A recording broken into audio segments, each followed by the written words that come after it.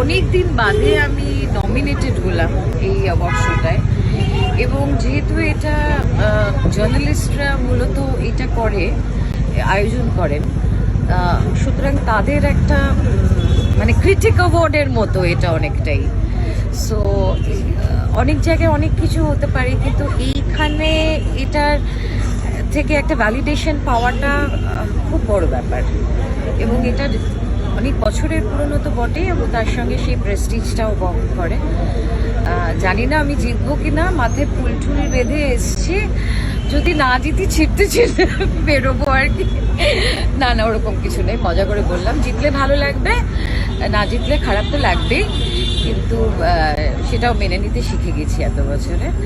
So আর সমস্ত যারা nominated হয়েছে যে কোনো সমস্ত ক্যাটাগরিতে, সবাইকেই আমার তরফ থেকে আগাম শুভেচ্ছা এবং অভিনন্দন।